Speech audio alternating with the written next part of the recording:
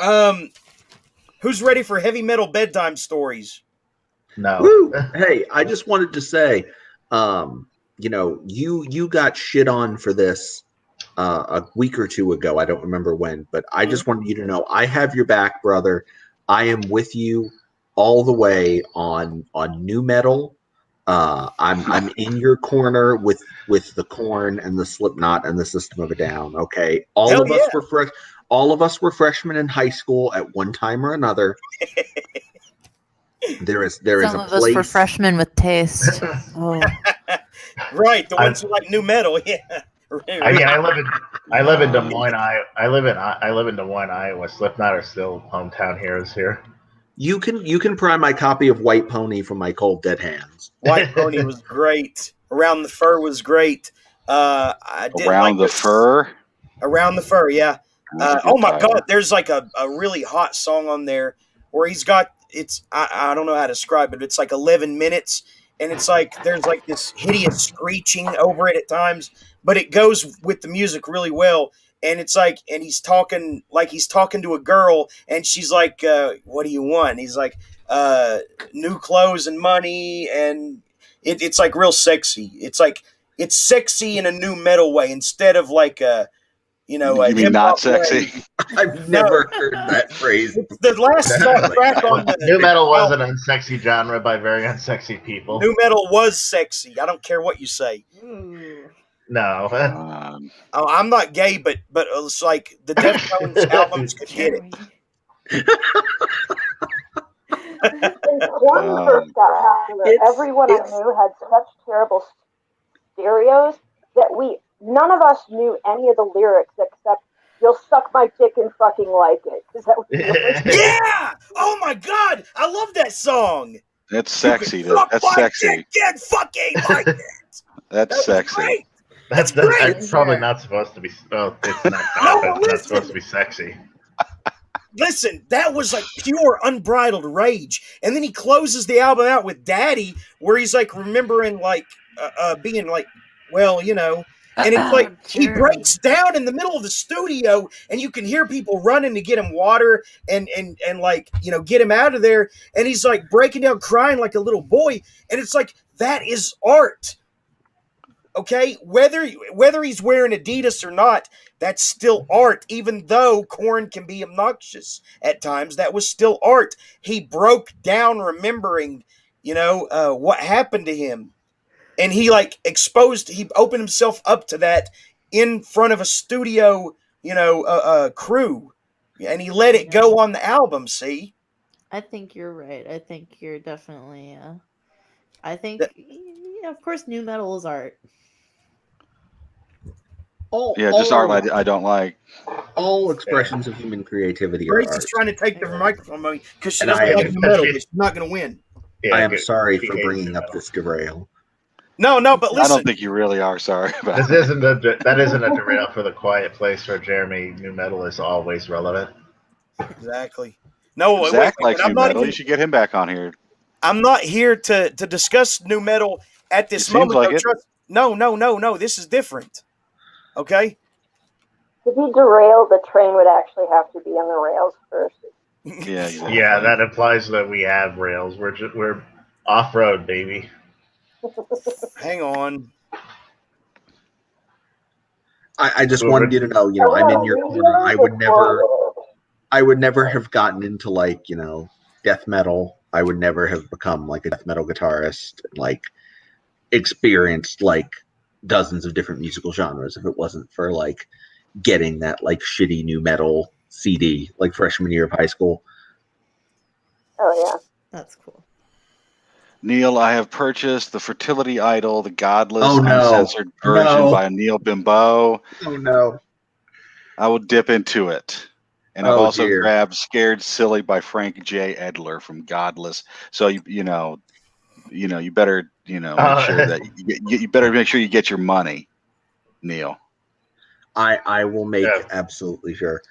I'm sorry in advance. It's pretty fucking. I mean, I'm not going to be able to get a chubby because I'll be hearing your voice reading it to me. But I'm gonna, I'm gonna give it a roll. So Well, no, it's just I'm sorry. You're saying you're going to. He's just saying that he's not gay because you can't hear my voice reading it to you, right? Yeah, that's exactly what I meant. Right. Well, maybe just give me a call. I don't think Drew would be down for an audiobook read by the author. Well, maybe not Drew, but I'm sure you could find somewhere. I'm sure I'm sure Godless will expand to audiobooks at some point. Nobody wants God that. help us all. There are audiobooks on there. Oh, really? Yeah. Neil, you know what you need to do on there himself. I don't think I could subject some poor person to reading those stories. Actually, that would be like, I would love to see someone try to do an audiobook of Mother Maggot, though.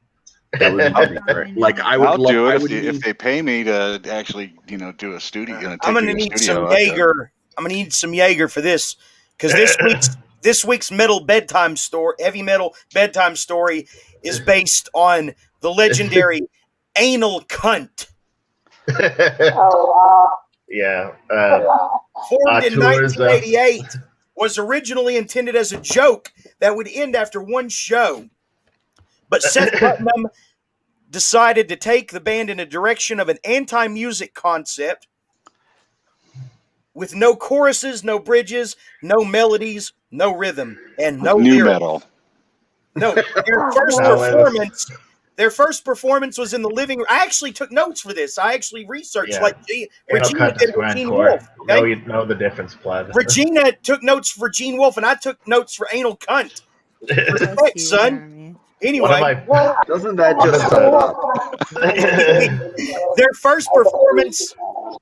I'm sorry, Ann. Go ahead. I said I used to have anal cunt 7 inches before I had to flee Chicago. God damn. Did you really? I knew you were hip to it. Yeah, that's right. Their first performance was in the living room of Seth Putnam, the frontman's mother. They would continue to play in people's basements, backyards, and living rooms until 1993, when they decided to actually play music that almost sounded like music, but not really.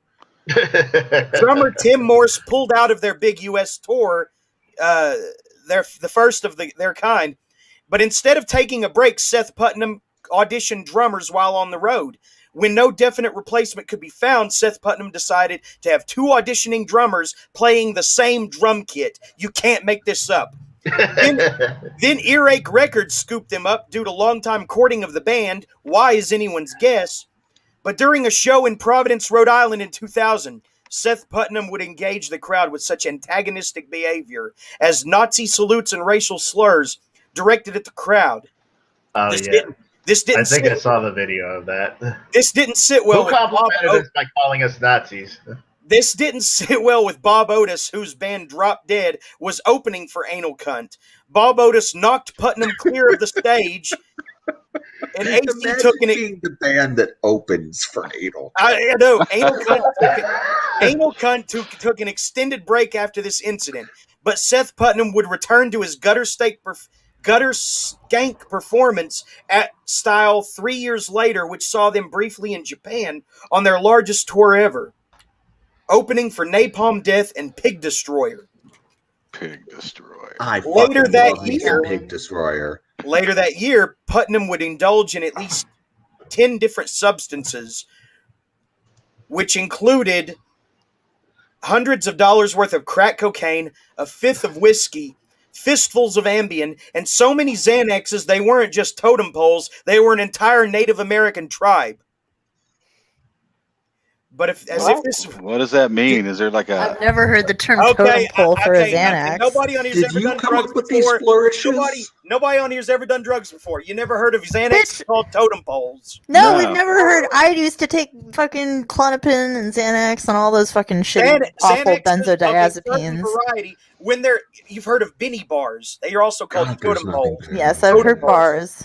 Yes, they're also called totem poles. But instead of totem poles, he took so many that it was like inhaling a Native American village. Okay, I have never heard them referred to as that before. Yeah, only as bars. Trust me. Maybe it's like how many different totem poles would a village have? Yeah, totem poles works. Trust me. The point is, he got fucked up, boys. Okay. And okay. As if this wasn't enough, he bought enough heroin to finish the job, as waking up from his previous drug cocktail had greatly disappointed him. In yet another ironic twist, the frontman decided his life wasn't so bad even as it was rapidly slipping away from him. Doctors were so certain of irreparable brain damage that they were encouraging Seth's mother to say goodbye. But she refused to see her son play unplugged. Huh? Huh? Unplugged. Wow. Unplugged. Huh? That at least makes more sense than the totem pole bit. Yeah. Okay, I'm ready for you to read Logan Jacobs' quotes again. Yeah, Unplugged. likewise. Unplugged. Let's go back to Monster Girl. Seth would wake up a month later and require intensive physical therapy. During this time, he played gigs in a wheelchair and would write and record a song entitled "You're in a Coma" to show that he still had a sense of humor.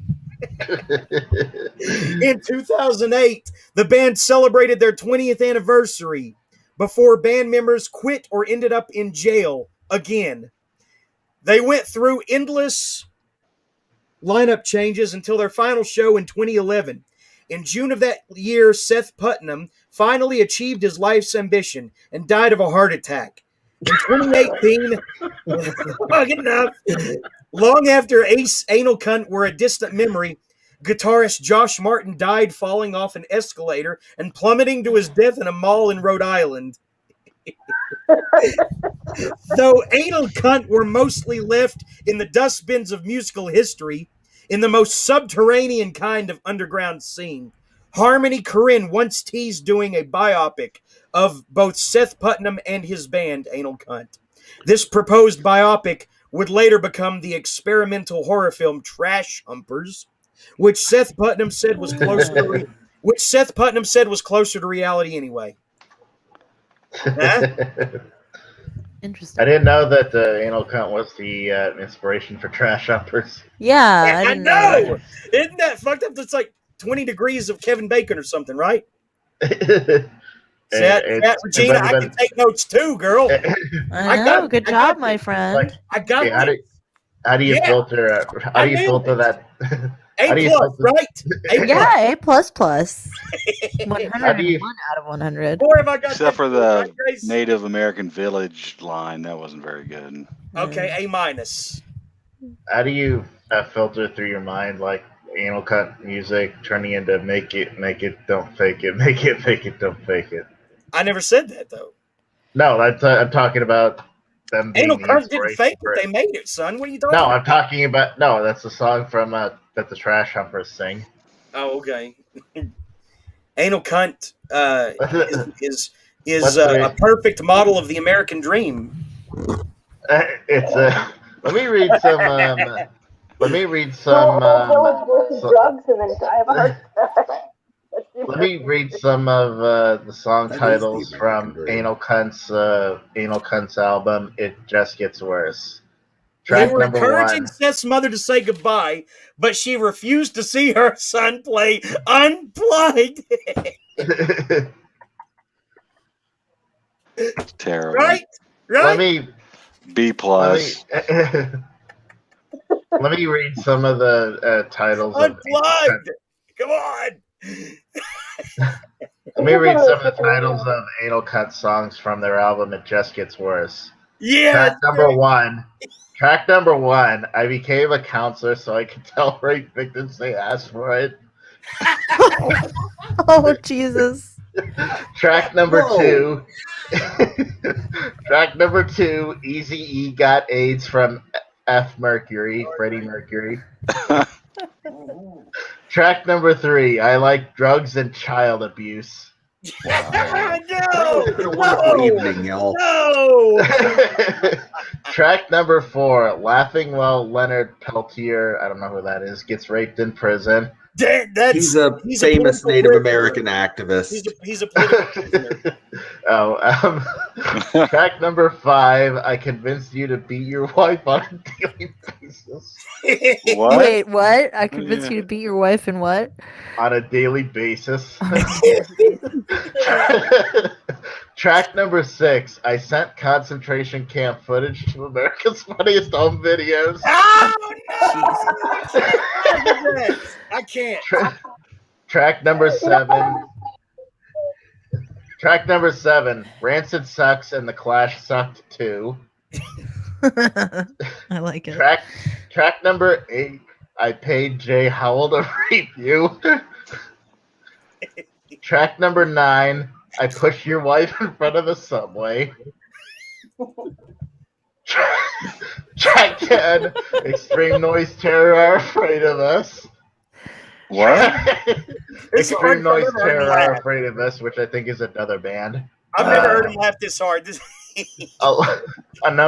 Track number 11 is You Rollerblading Faggot. Track number 12 is I sent a thank you card to the guy who raped you. Oh, wow. God. Track number 13 is I lit your baby on fire.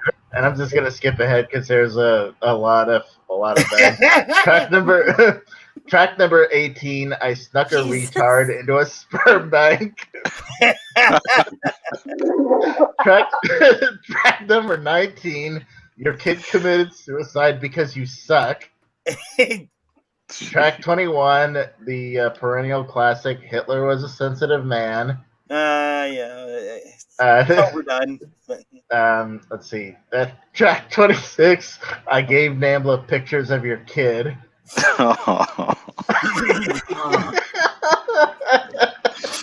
We were talking about our favorite short story collections. See, but I need inspiration I need to write something that's worse than anything I've ever written. So I need this inspiration. This is great. Thank you, Ben. I hope we'll clip this later because this is hilarious. I hope it doesn't get taken down. You know, we haven't been this raunchy in a long time, especially, and never since we had girls on here, but whatever. And the final track number 39, like barely any of these songs are over 1 minute. But track number 39, the final track is I got an office job for the sole purpose of sexually harassing women. That's hilarious. That's really funny, actually.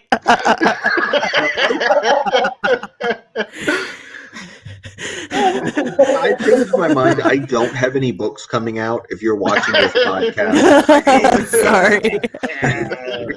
This is not promotional material. Que problematico. Basically, what I'm trying to say is Anal Cunt is objectively the best band to ever exist. They're creative. I mean, the guy did crack, alcohol, heroin, Xanax, and then when he saw that none of that killed him, he did more heroin, and then he decided he wanted to live after all that. After he was disappointed initially, I mean that's a full life lived right there. Well, speaking from experience, almost dying can be really, really life affirming. Mm-hmm. Oh, sure, absolutely.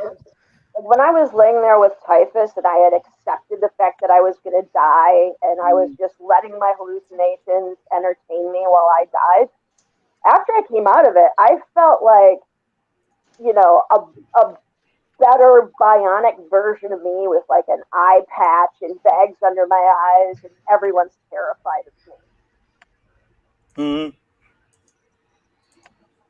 Like it was one of my hallucinations. I just thought of myself as this cartoon version of me that had sort of been through the belly of a whale and now like just was wearing enormous spiked leather boots and, had an AK-47 strapped across my back and another one's.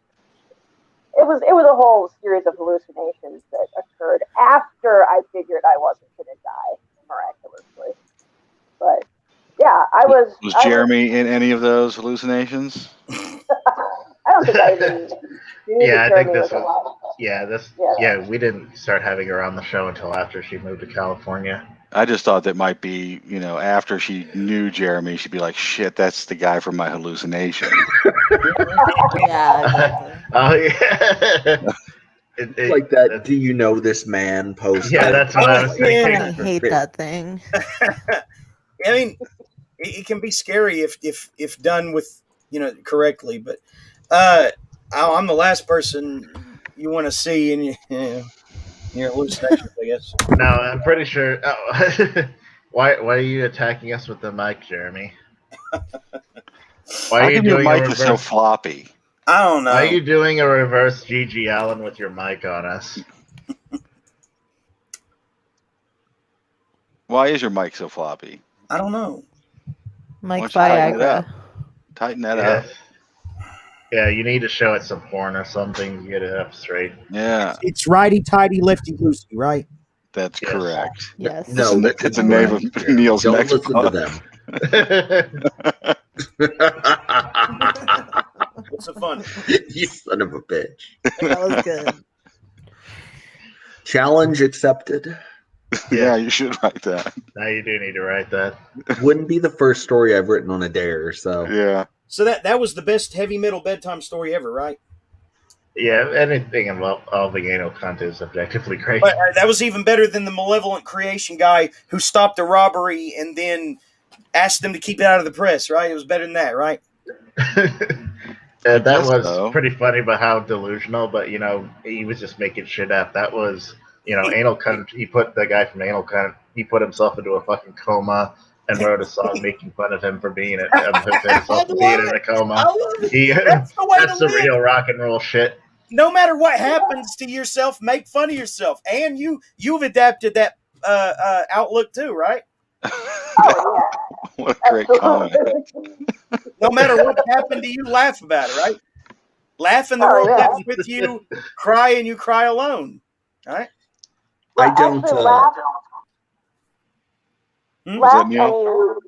laugh, and if the world's going to laugh at you, at least you've headed them off at the pass.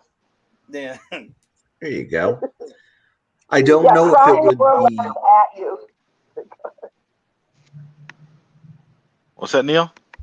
I was going to say, I don't know if it'd be okay with like your politics or whatnot, but for a future heavy metal bedtime story, I think the hilarious story of the lead singer from Iced Earth, John Schaefer, being the first person to go to jail for the Capitol riots, being the guy from Iced Earth. The front man for Iced Earth. Pretty fucking hilarious. We all listened to Iced Earth in our senior year. We would play Dungeons and Dragons with Iced Earth playing in the background. Yeah, good times. I love their music, but oh man, something wicked. Yeah, I don't know what anybody associated with that was thinking.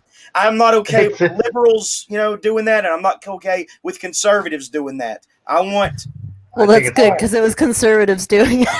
I think it's fucking lame that they didn't even do anything cool, like they didn't have a plan fire or anything. Exactly. No, they just. It was the most pathetic fucking thing I've ever seen. Those idiots wandering around that fucking. But if you're going to do it, make sure that you're not a public figure already that is easily identifiable. Wear a mask. Like the guy from Iced Earth and like Baked Alaska and like 2 or 3 others, make sure that you can't be easily identified, Yeah, they were a pretty good power metal band in the early 90s, but not so much now.